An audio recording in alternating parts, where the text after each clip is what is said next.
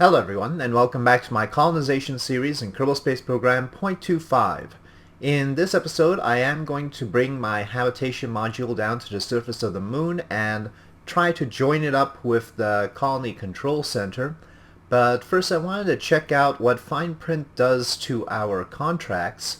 I haven't actually taken a look at this before. And let's see, we've got chart source of data anomaly near site 7R059 on Minmus with a rover. Okay, that's interesting. Look, I don't know, maybe we should focus on the moon, but we don't seem to have anything for the moon. How long is this going to be? It gives us 3 years. That's a long time. I'll pick that up. It seems to drive by alpha site, drive by beta site, drive by gamma site, and then 60 science after all that. So that's worth 120 science.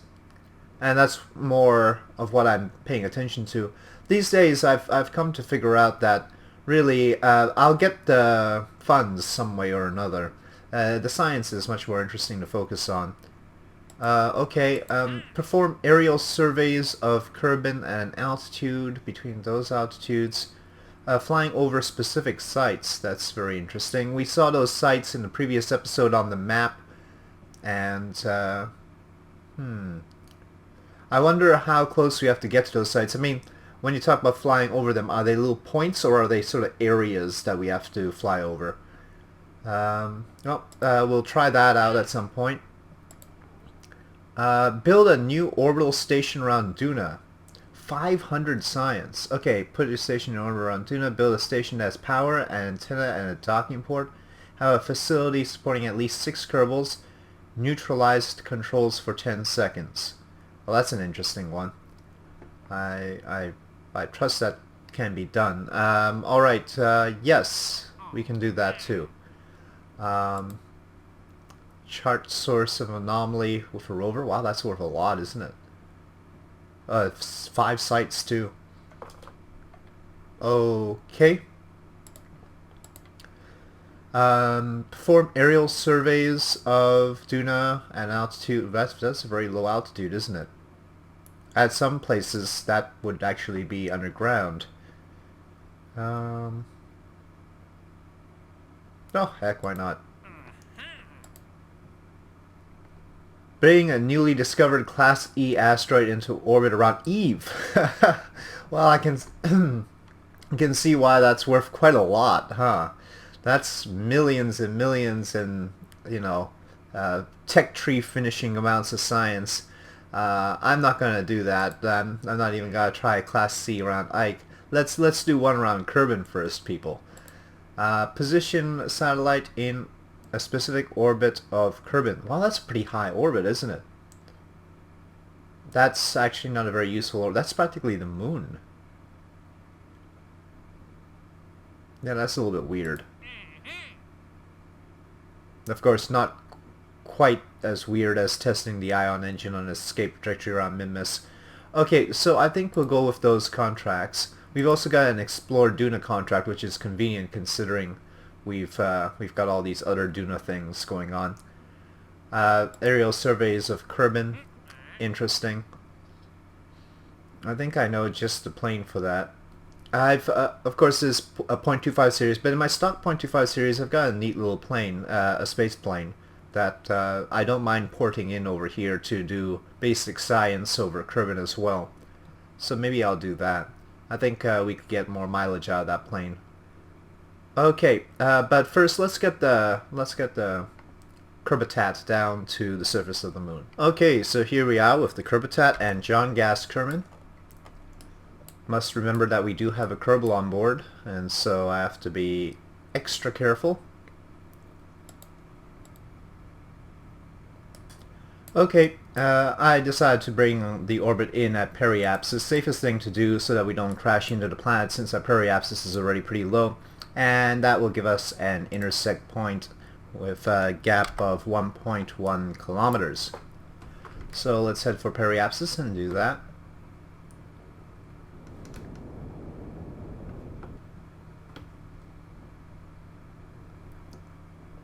Okay, here we go. We're gonna need to retroburn to match speeds with the target. Where is the target? There it is. Well, can probably close in. Well, no, it looks like closest approach distance about 200 from this side. I think the pumpkin will have to do the fine-tuning. It's got the RCS fuel. Hope it has enough. We don't have any RCS fuel on this. Let's go check. Yeah, it's got plenty of monopropellant. Okay, so target that. Want to control from here. Okay, looks like we're all lined up. Okay, below 100 meters, closing in on the target at a pretty good clip. I'll have to slow down soon. Okay, SAS. Alright, 2 meters.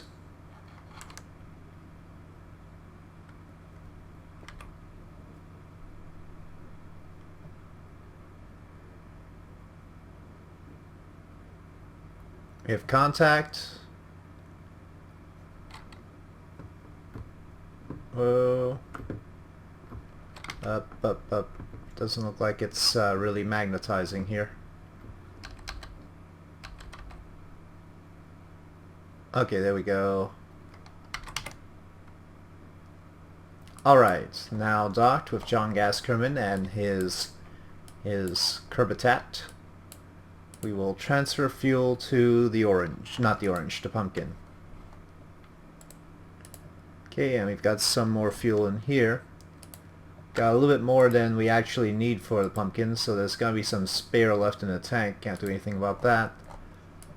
But that's enough. We will decouple now. Okay. And I want to control from up here. No, not the vertical stack winch. There we go. Right. Okay.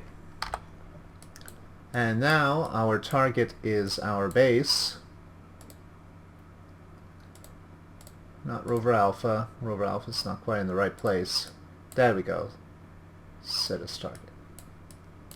We seem to be over here, which is pretty good. We can change our inclination now, I think.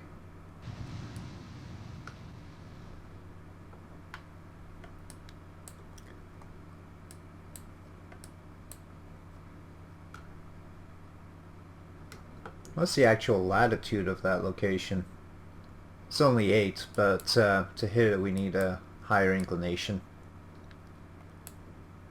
That looks pretty good. Okay. I'll do a separate retro burn here.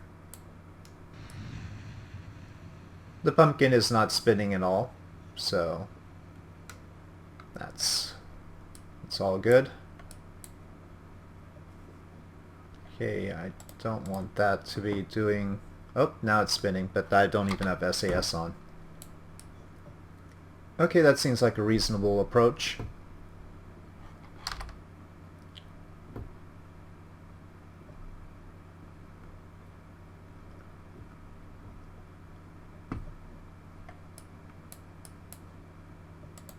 Just put the landing gear down, not the airplane landing gear that we use to roll these things around. We want these. Nah. Deploy, is that right? Okay, yeah. So we want to retract that landing gear. There we go. Descending through 30 kilometers and still looking good. Obviously, I have to be very careful with this because John Gaskerman is inside, but we won't find out his fate until we get the pumpkin back into orbit and then turn back to him. Hopefully he'll be alright. Should just make sure brakes are on. Hopefully that'll stabilize him. I mean, of course he's not going to be on his wheels, but still.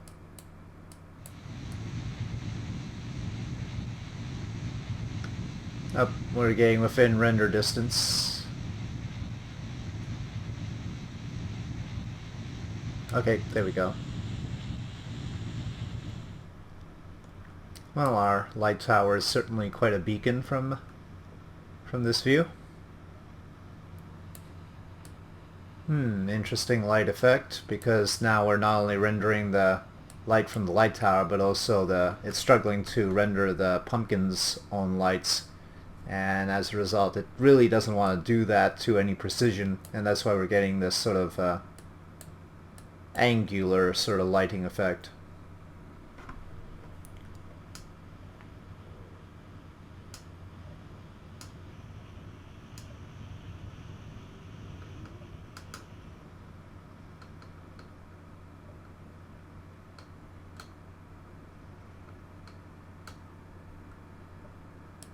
Okay, no.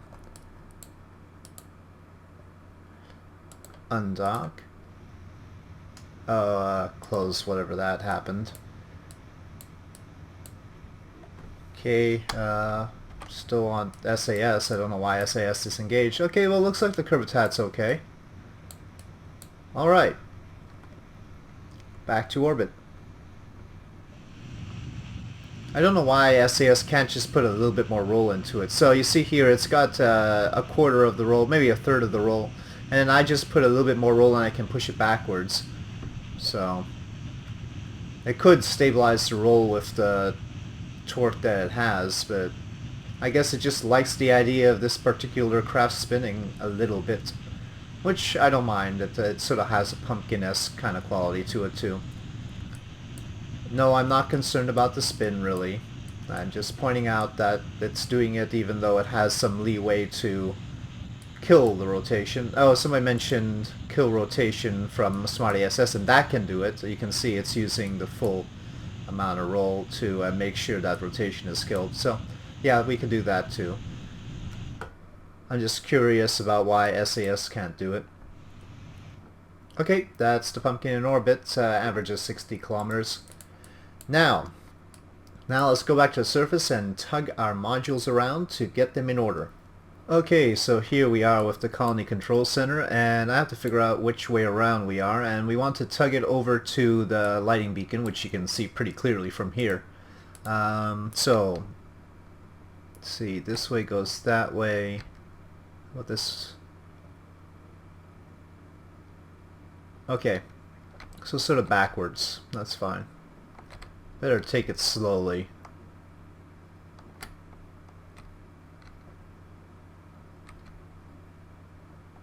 We gotta be making some wide turns around here. Gonna limit to 1 meter per second. Better safe than sorry. These are expensive modules, and nothing else on the moon is going anywhere, so we're not in any hurry. I don't know how these little flexo tubes actually work. I'll have to take a look at that. There's a set of tubes that are Kerbal attachment system type tubes, and for that we'll have to have a Kerbal around here. We do have a Kerbal around here in the Kerbitat, so he can help out. But I don't know if this is that kind of tube or a different kind of tube. There was a handy chart of all the, well, not a chart, a description of all the tubes on the website for the modular colonization system, but I don't have that stored in my head, unfortunately. It would be very handy to store all that information in my brain, but I have not done an extensive study of this mod just yet. Thanks to the fact that it's hooked up to this module, the tug actually has quite a lot of electric charge to make use of, even if it's in the dark. Doesn't have much by way of solar power, it's just got these little solar panels, not even extendable ones. But each of the colony modules has plenty of electric charge to supply it with if necessary.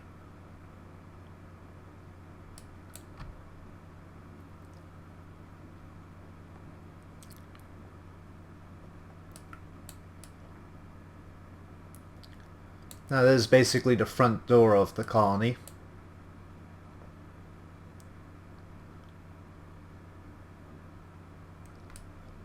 The other module is going to be coming in from this side, so the way we're facing is not so bad. probably the best way to go. Getting a wide view is very helpful.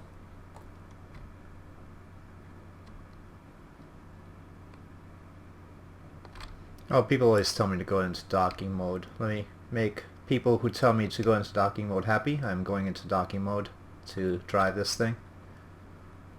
I've never ever seen that makes any difference, by the way. Maybe on Mimnus once. I'll take it back. Though that rover ended up having trouble anyway. Okay, I think that's sufficiently close. There we go, there we go. I guess it still thought that brakes were on. And brakes should be on right now. Let's stop it. And I want to get the legs deployed here.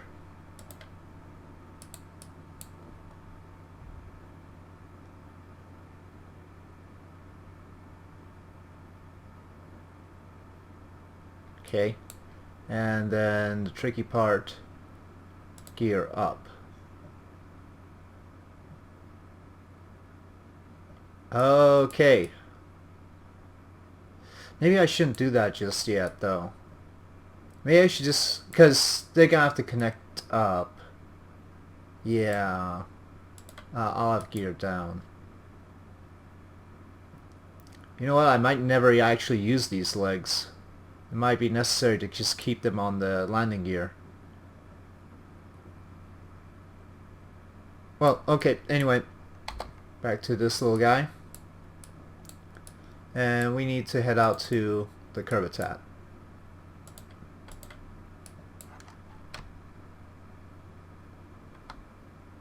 Okay, we're sort of lined up. Let me park this. And no, wow, that's... There we go.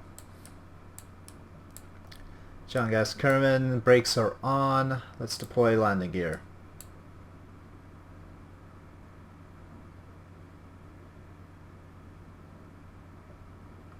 Very good, nice and smooth. I'll keep the little legs down just in case. Wow, this thing, I've got so many craft around that it's a little bit difficult to pick the right one. Okay, let's try and dock.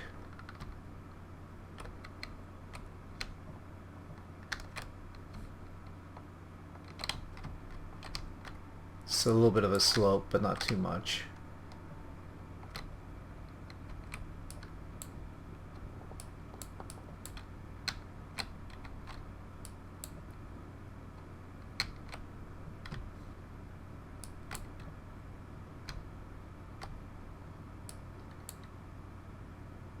Oh yeah, the landing legs actually get in the way, don't they?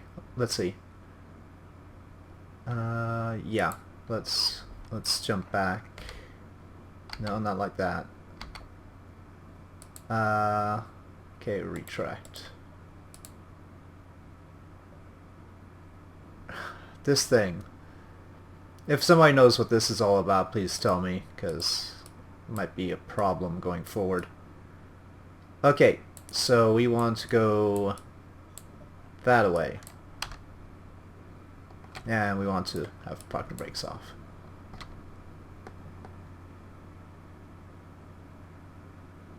Going with the slope makes it rather hard to turn. I'm actually basically applying brakes here. It's the slope that's actually moving us forward.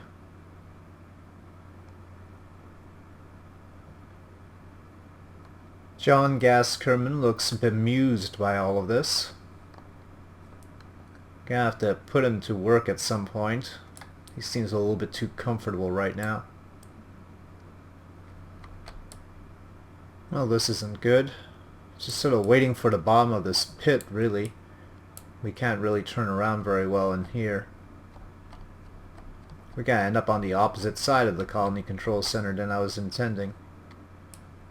The tug can't get all of its wheels on the ground because of the slope. Bit of a design flaw. Yeah, it's just totally off the ground. I don't suppose we can lower the wheelbase of these landing gears. Not without totally raising them. How the heck did we get the colony control center? We're gonna have to have a definite landing site, because obviously landing over there where we landed this Kerbitat is not a good place. Okay, maybe RCS will help. Or not. Oh, docking. Well, why wouldn't docking mode let me use RCS? Oh, it is firing. It's just in the wrong direction. SAS. Maybe you shouldn't. Oh, SAS was causing the problem. Maybe. Hold on. Oh, don't do that.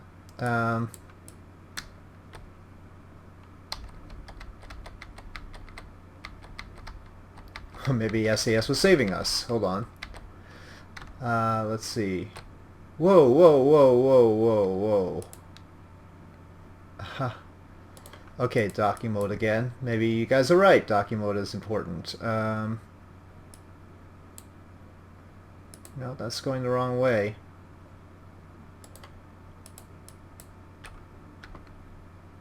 Let's control from this docking port instead.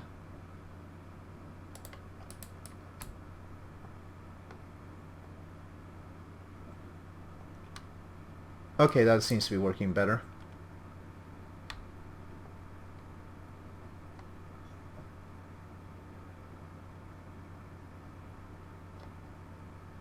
Okay, finally we're going in the right direction. Phew. I do read your comments and I will remember to apply them eventually. Now, do the expanded tubes have to be like expanded tube connecting to another expanded tube? Flexotube, or oh, flexotube and expanded tube are the same thing? Anyway, I hope they were both flexotubes. Anyway, do they have to connect to each other, or do they connect to any random empty location? I don't know. I'm adding a little bit of RCS. We seem to be going pretty slow up this.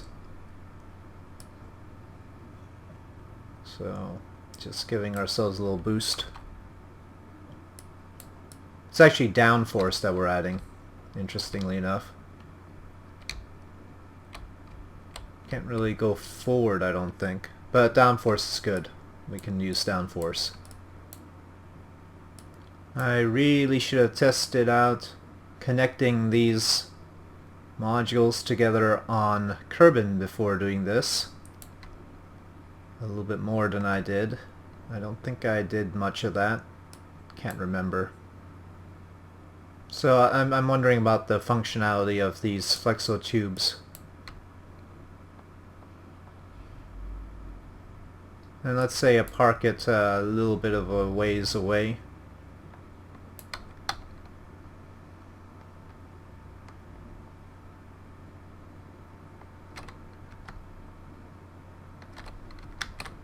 Park. Now I switch back over to this. What can I do with this? Can I get a Kerbal out? Hold on. Let's go this way.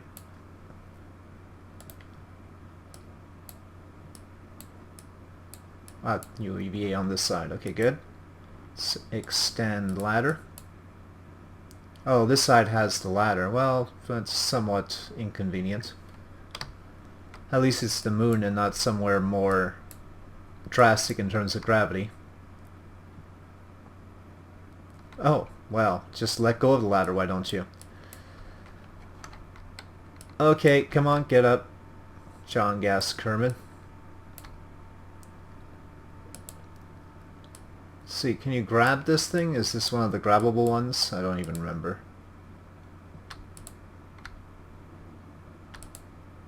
Okay, yeah, grab. Oh, not like that.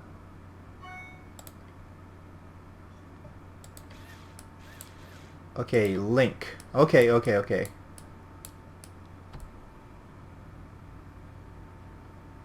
Open transfer GUI. Is that what I want? Or do I want the transfer GUI? Or do I want to...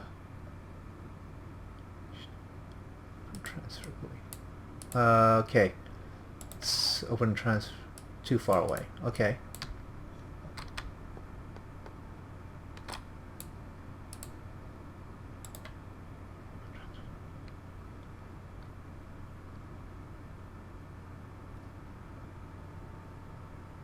No, that's not what I want. Maintenance resource transfer, no. But, gauge dampener, no damage. No, no, no, no. And maybe if we were in range of this one, it'll be able to connect, but,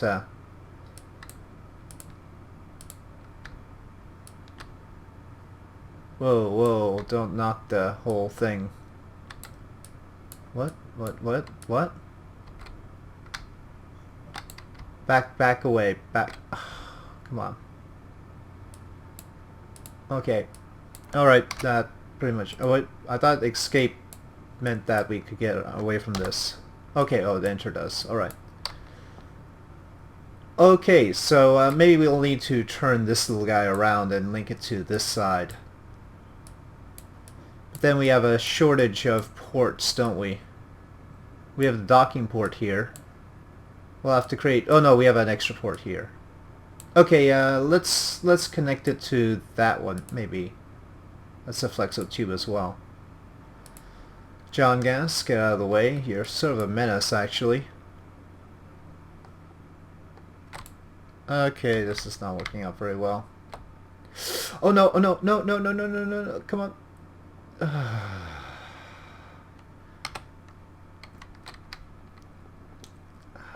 Use that downforce. Okay. We're going way over. I mean, I don't know where we're going. The slope is taking us to places unknown.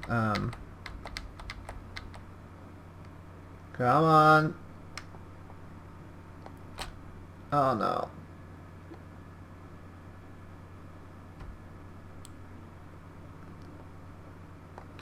We're gonna have to create a bigger tug for these things. This one doesn't take slopes very well. I'm having difficulty turning within the space that we've got. I'm using a lot of RCS propellant to make the attempt. Okay, and... Well, now you know why I put the RCS on. Oh, but come on. This way. The problem with using the RCS over here is it actually makes the tug lighter, which does not actually... on the short term it helps the downforce, but in the long term it doesn't. So there's a downside to that. Okay, we're sort of facing the right general direction, right? Right? I mean, it's not perfect, but I'm running out of time here, honestly.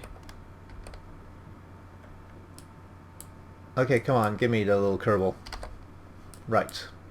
Let's see if he can make an attachment here. Come on, guys, please tell me this works like I think it does.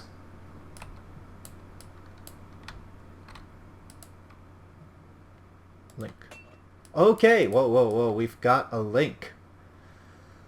Phew! Okay. That is the start of our colony. Let's get him back in the curvitat. And then we'll inflate up the inflatable hab module. Grab. And board. Okay, John Gas is in. Now, inflatable hab module. Deploy.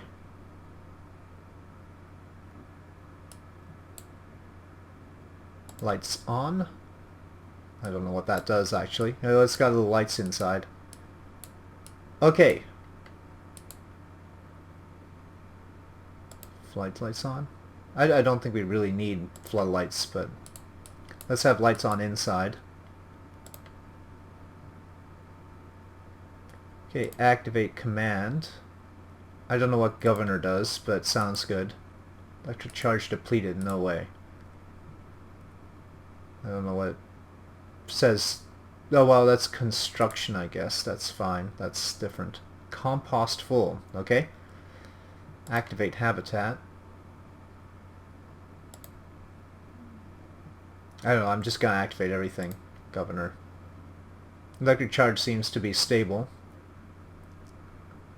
Though that's only in the light. Once we're in the dark, maybe it'll be a little bit more tenuous, but 28,000 electric charge units should be okay.